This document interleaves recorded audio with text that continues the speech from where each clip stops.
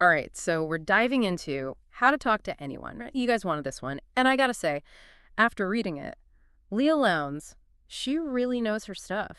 I mean, some of these tips for making conversation, they're almost like, well, secret weapons. Yeah, and that's exactly why we wanted to do this deep dive. We're cutting through all the extra stuff in the book, just get you the most useful stuff you can use right away, Yeah, to really connect with people. for sure, for sure. So, like, right off the bat, Lowndes talks about how important those first few seconds are when you meet someone. She even compares it to, like, launching a rocket. One tiny mistake early on, and you're totally off course. Kind of makes you nervous, Yeah, right? I know, right? But don't worry, she gives some amazing techniques to nail those first impressions. Like, one that really stuck with me is the flooding smile. So instead of just like grinning instantly when you meet someone, you actually pause for a second, take them in, and then let this warm smile spread across your face. So it's not just automatic, right? It's like you're Yeah. choosing to smile at that person specifically. I can see how that would make someone feel, special, like you really see them. Exactly. It makes it much more personal. Uh, And then she talks about eye contact, which can be so tricky. She calls it sticky eyes. Like, imagine your gaze is like warm taffy, lingering just a little longer than usual, showing you're really present. Ooh, a little flirty, maybe.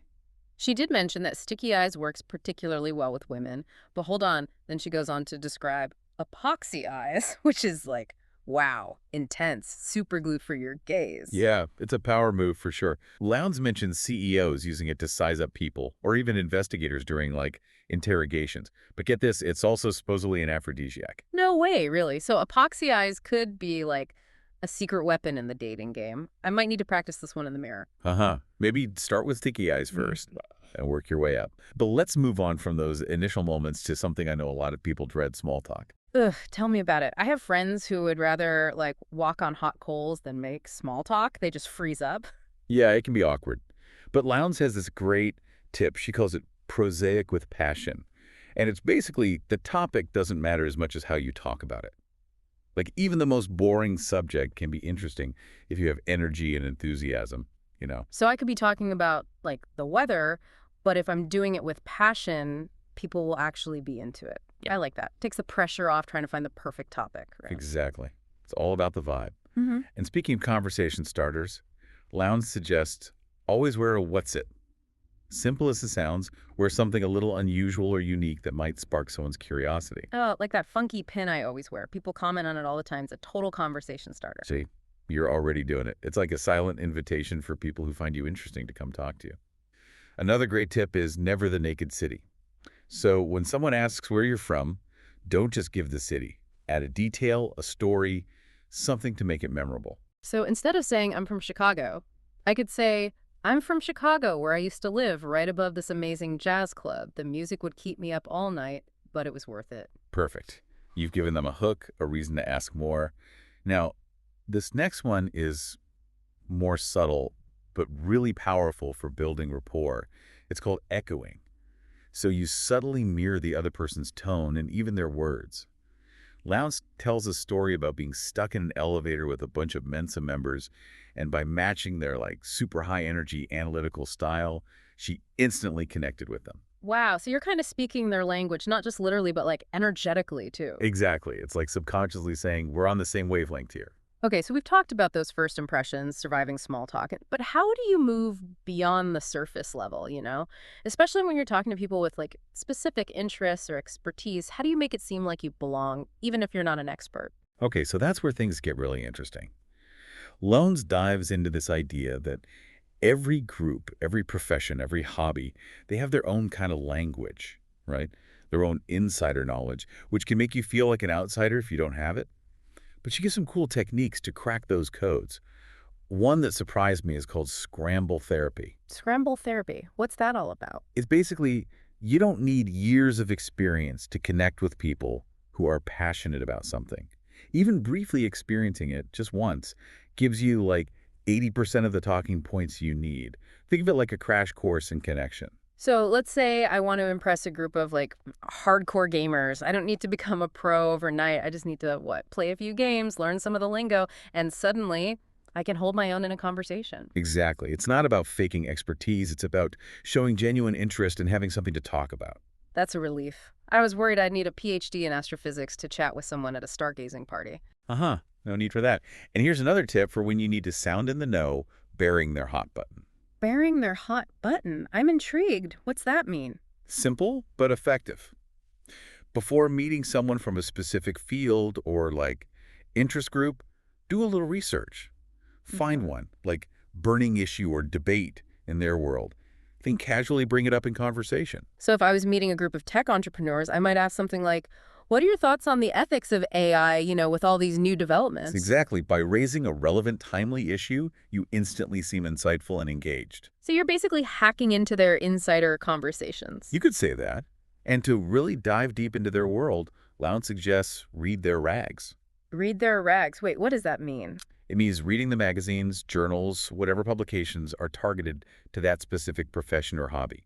You'd be surprised how much you absorb, even passively, just by immersing yourself. So if I wanted to connect with a group of serious cyclists, I might flip through a cycling magazine beforehand just to get a sense of what they're talking about, the latest gear, all that. Exactly. You don't have to become an expert overnight, but showing you've made an effort to understand their world goes a long way. Okay, now let's talk about something everyone loves. Compliments. Ah, yes, the sweet sound of praise. But Lowndes makes a distinction between, like, empty flattery, which can be so obvious, and genuine compliments that come from the heart. And she's got some really clever techniques to make yours stand out. One that caught my eye is grapevine glory. So instead of complimenting someone directly, you tell someone close to them. It's like letting the compliment travel through the grapevine. Exactly. It's much more subtle and feels more genuine coming from a trusted source, Yeah. like a secret admirer, but with positive vibes. I love that. Takes the pressure off, too. Sometimes it feels awkward to compliment someone directly, Speaking of spreading good vibes, she mentions carrier pigeon kudos. Have you ever heard someone praising someone else and thought, oh, I should tell them that? All the time. Well, that's exactly what this technique is about. You become the carrier pigeon, delivering those compliments. A win-win, everyone feels good. A simple but powerful way to brighten someone's day. Now, this one is kind of sneaky, accidental adulation. It's about complimenting indirectly without actually stating it. Give me an example. Give me an example. Okay, let's say you're climbing a steep hill with a friend and you're totally out of breath. You could say, wow, you're barely even breaking a sweat. I wish I had your stamina. You're implying a compliment without being obvious about it. Subtle. I like it. And then there's the killer compliment for when you really want to make an impact. This one is all about finding one specific, unique, positive quality about someone, not just their looks or something superficial. You take the time to observe and appreciate something special about them. So instead of saying, you have a nice smile, I might say, you have such a calming presence. Being around you makes me feel instantly at ease. Exactly. It's specific, personal, memorable. Shows you've really seen them. Okay, now all these techniques are great for making a good impression, building rapport. But Lowndes also gets into these unspoken rules that can make or break your success in social situations. She calls it navigating the social jungle. And trust me, there are pitfalls everywhere. Okay, I'm ready to rumble. What are some of these unspoken rules? Well, one that's super important for building strong relationships is see no bloopers, hear no bloopers. see no bloopers, hear no bloopers. I love that. Sounds like a mantra for social survival. It's all about having grace, ignoring those little mistakes people make, the slips, the fumbles, those awkward moments we all have. Instead of pointing it out, you just act like it didn't happen. So if someone spills coffee on themselves, I just pretend I didn't see it. Exactly. You put them at ease, make them feel more comfortable around you, like you're giving them a free pass on those little human moments. A reminder that we're all in this together, right? Another rule of the social jungle is rescue the story. Have you ever been telling a story and someone interrupts you and then everyone forgets you're even talking? The worst. The absolute worst. Mhm. Well, rescue the story is about being the one who remembers. You encourage the speaker to continue, like, wait, you were telling us about that crazy trip to what happened next. Oh, that's so thoughtful. Shows you were listening, that you value their story. Makes you a hero in the social jungle. And it's such a simple thing to do, but it means a lot. Another important rule, bear the why am, what's in it for me. I've heard of this one. It's about understanding people's motivations, right? It is. But Lowndes suggests that when you're asking for a favor, instead of being all sneaky about it, be upfront about what's in it for them and for you. So if I need help with a project, instead of just vaguely asking, I might say, hey, I'm working on this thing that could really benefit your department too, and I was wondering if you could lend your expertise. I'd be happy to return the favor any way I can. Precisely. It's transparent, acknowledges their time and effort, much more respectful, and it builds trust. I love that it avoids any sense of manipulation. Now, this one is intriguing. Leave an escape hatch. This is all about grace. If someone makes a minor social blunder, like a little white lie, or exaggerates a story unless it's really serious, you give them a way out without directly confronting them. So instead of calling them out, you let it slide, give them a chance to save face. Exactly. Choose kindness over confrontation, keep things positive.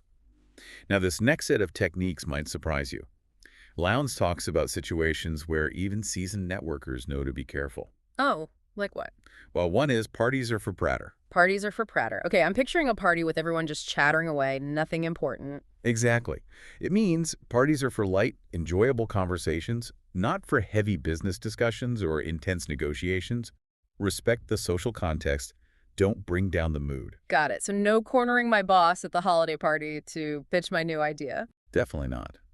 Parties are for connecting with people on a more personal level. It's about reading the room, right? Adapting your approach. Precisely. And on a similar note, she mentions dinners for dining. Dinners for dining. I think I see where this is going. Haha.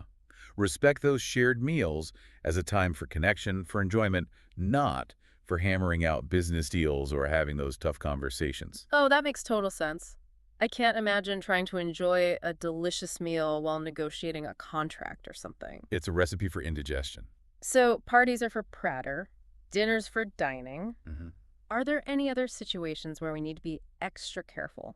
One more Lowndes highlights. It's chance encounters are for chit-chat. Chance encounters are for chit-chat. I like that. Tell me more. It's about those brief, unexpected meetings you might have with someone, especially if it's someone important. Like bumping into your CEO in the elevator or running into a potential client at the coffee shop. So I wouldn't ambush them with a big presentation or a complicated request. Exactly. Keep it light, friendly, and brief. You don't want to make them feel trapped or pressured. It's about respecting their time and the context of the encounter. Precisely. Now, we've covered a lot of ground already, but we've only just scratched the surface of Leil Lowndes' brilliant insights. I'm already feeling like a more confident communicator. I can't wait to hear what other gems are hidden in this book. So buckle up, because in the next part of our deep dive, we'll be exploring even more techniques for building rapport, creating connection, and mastering the art of conversation. Stay tuned. Welcome back to the deep dive into how to talk to anyone. I know you guys have been putting those techniques to work, and today we're going to level up even more. Oh, I'm so ready for more. Last time we were talking about surviving the social jungle, right? And I really want to dive deeper into how to make people feel comfortable around me, Yeah. building that rapport. Okay, so Lowndes has this awesome technique for that. She calls it anatomically correct empathizers. It's this idea that people experience the world in different ways, right? Some are more visual, some auditory, some kinesthetic. So some people connect through what they see, others through what they hear, and others through what they feel physically. Yeah, exactly. And instead of trying to figure out someone's dominant sense, you just adapt to whatever sense they're using in that moment. Okay, I'm a little lost. Can you give me an example? Sure. Let's say you're talking to a colleague about a new project, and they say, I can really see this taking off. The potential is huge. They're using visual language, so Yeah. you'd respond with a visual empathizer like, I see what you mean. It does have a clear path to success. Oh, I get it. So if they said, this project just feels right, I might say, I understand how you feel. It does seem like a good fit for our team. Perfect. You're mirroring their language, showing you're on the same wavelength. And if they were more auditory and said, the feedback we've been getting is music to my ears, you might respond, yeah, it sounds like everyone's excited about this. It's like you're speaking their language, literally and figurative. I love it. Such a subtle way to connect. It is.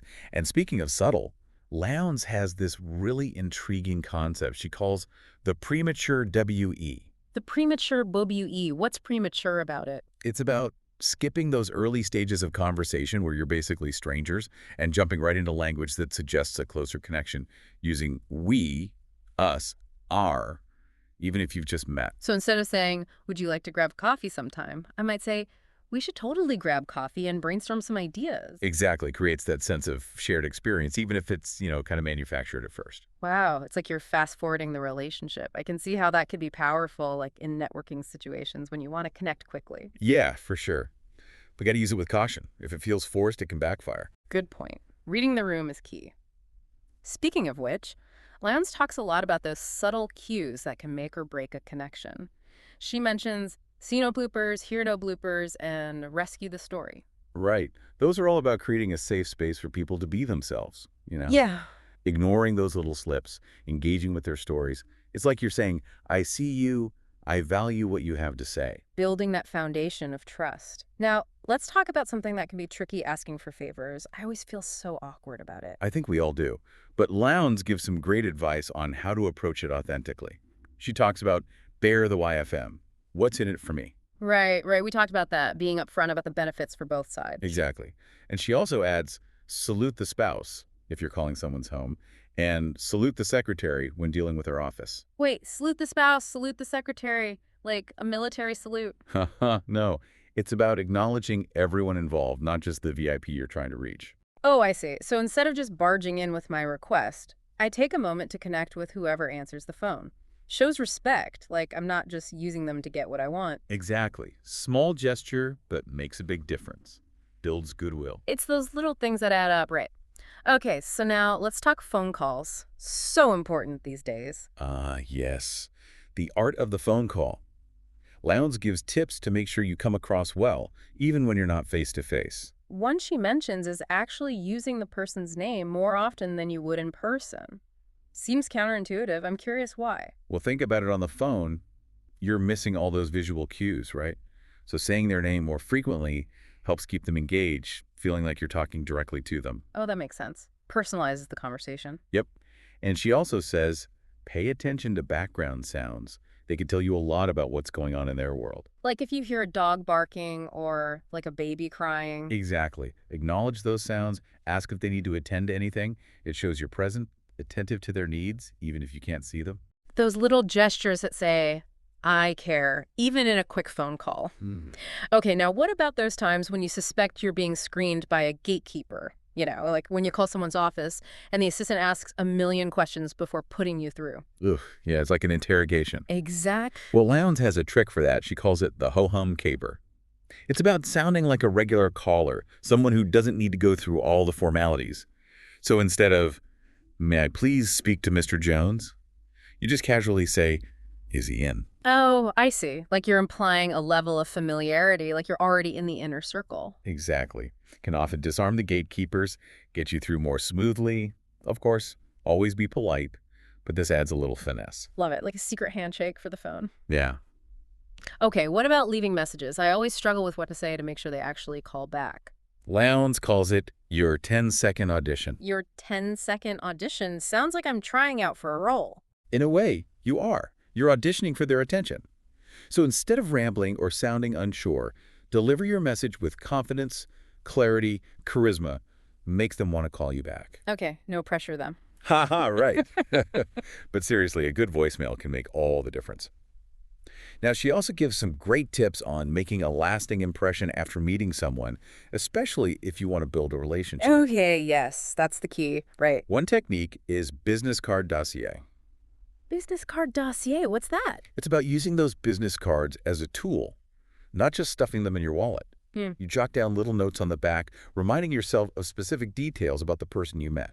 So like their favorite hobby or their kid's name or something they mentioned that was important to them. Exactly. Anything to help you remember something unique about them. Yeah. Then, next time you connect, you can refer back to it. Shows you are paying attention, that you value the connection. That's so smart. Like creating a personalized file for each person takes networking to another level. It does. Make those connections count. Speaking of which, let's get back to the social jungle for a sec. Any other unspoken rules we should be aware of? Hit me with them. Okay. One that Lowndes emphasizes again is see no bloopers, hear no bloopers. Wait, didn't we already talk about that? We did. But this time, it's about extending that grace to people's social blunders, not just professional ones. Those awkward moments, slips of the tongue, faux pas.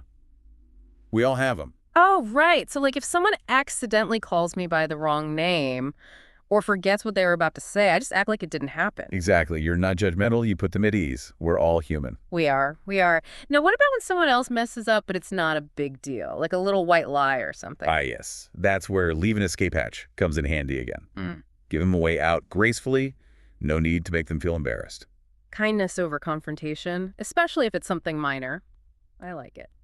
Okay, so Lowndes also talks about this idea of standing out from the crowd in a good way. She calls it be a leader in a crowd, not a follower. Yes.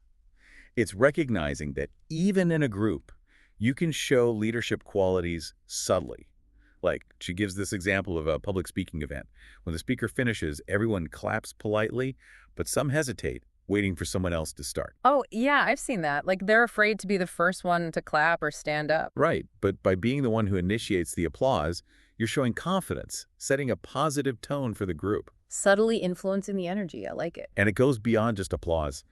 It's about being the one to offer a helpful suggestion, ask a thoughtful question, step up to volunteer. Taking initiative. Now, Lowndes also talks about simply being a good person, which seems obvious, but Right. But she really emphasizes doing good deeds without expecting anything in return. She calls this make all the right moves. make all the right moves. So it's not just about saying the right things, it's about doing the right things too. Exactly. Being kind, helpful, considerate, even in small ways. Holding the door for someone, offering a genuine compliment, just being a good listener. Those little things that can make a difference. They really do. Yeah. And you never know how they might come back to you. She tells this story about a guy named Joe Smith, who was known for taking notes during conversations. Wait, he took notes? Like while people were talking? Isn't that kind of creepy? I know it sounds weird. But Lowndes met him at a party, and he was writing stuff down. Later, she found out he was jotting down little details about people, like their favorite drink, their hobbies, things they mentioned that were important to them. So like he was creating little dossiers. Not in a creepy way. He was genuinely interested in people, wanted to remember those things that made them unique, and it paid off. Months later, he was running for state senator and sent Lowndes a postcard. At the bottom, he wrote, "Had any good Sancerre lately?" He remembered her favorite wine from their conversation at the party. Ah, that's amazing. It's a reminder that even those brief interactions, taking the time to truly see people, can make a huge difference. It's the power of connection, right? It really is. Okay, so we've covered a lot of ground in this part of the deep dive building rapport, handling those tricky situations, making a lasting impression. We have. And in the final part, we'll be wrapping things up with some powerful techniques for creating those aha moments that can take a conversation from ordinary to extraordinary. And we're back for the final part of our deep dive into how to talk to anyone. It's amazing how much I've learned already. Like, now I'm noticing all these little details and conversations that I never even thought about before. Yeah, it's like Leil Lowndes gives you this whole new lens to see how conversations work, you know? All those subtle signals we send each other. Speaking of which, she warns against something she calls eavesdropping on others' conversation. Oh, yeah, I know exactly what she means. Like, you're talking to someone, but your eyes are darting all over the room. Like, you're looking for someone better to talk to. It's a total giveaway, right? Like, Yeah. you're not really interested in what the other person is saying. Especially bad at, like, networking events. I've definitely done it myself, gotta admit. Me too. It's like you're searching for the most important person in the room instead of focusing on the person right in front of you. Right.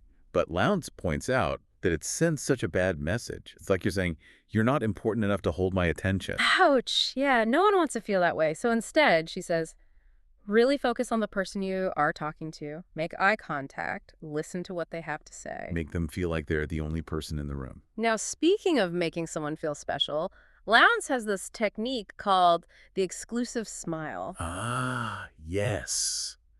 This is a good one. It's about making each smile you give feel unique, personal, like it's just for them. Okay, so instead of just giving everyone the same, like, generic grin, I take a moment to really connect with each person and let my smile reflect that. Exactly. It's like you're saying, you're special. I'm genuinely happy to be talking to you. Makes a big difference. It's like a little secret between just the two of you. Okay, now I want to circle back to something we talked about before, how to talk to a celebrity.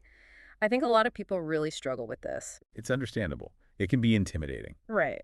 But Lowndes' advice is so simple, yet so important. Don't overwhelm them with like gushing praise or make those big requests. Yeah, yeah, no one wants to be bombarded with compliments or cornered with a business pitch when they're just trying to, like, enjoy a party. Exactly. Respect their space, let them enjoy the moment without feeling pressured. Right, it's all about finding that balance, acknowledging their presence without being intrusive. Yeah. And if you do want to approach them, keep it brief, sincere. Like focus on expressing genuine appreciation for their work in a way that feels real. Exactly. Okay, so as we wrap up our deep dive into how to talk to anyone, I want to emphasize something really important. All these techniques, they're not about manipulating people. Oh, absolutely. It's not about tricking people into liking you or getting them to do what you want. It's about enhancing those natural communication skills we all have. Building real connection. Right. Creating those positive interactions that make us feel good. And I think the biggest takeaway is this. Communication is a skill. 100%. Like any skill, we can learn it. We can improve with practice. Yeah, it's about stepping out of your comfort zone a little, trying new things. And the more you practice these techniques, the more natural they'll become. It's like learning to dance. At first, it's kind of awkward. You might step on some toes. Yeah. But with practice, you get more confident. You move with grace. Perfect analogy. And just like dancing, communication can bring so much joy to our lives. It's a gift we can share with each other. I love that. So there you have it, our deep dive into Leil Lowndes' How to Talk to Anyone. I feel like we've just scratched the surface, but I'm walking away with some really valuable tools. Me too. And remember, the most important thing is to be yourself. Be genuine. Be kind. And don't be afraid to have a little fun with these techniques. Exactly. Experiment, see what works for you. Now go out there and spark some amazing conversations. You got it. Until next time, happy chatting.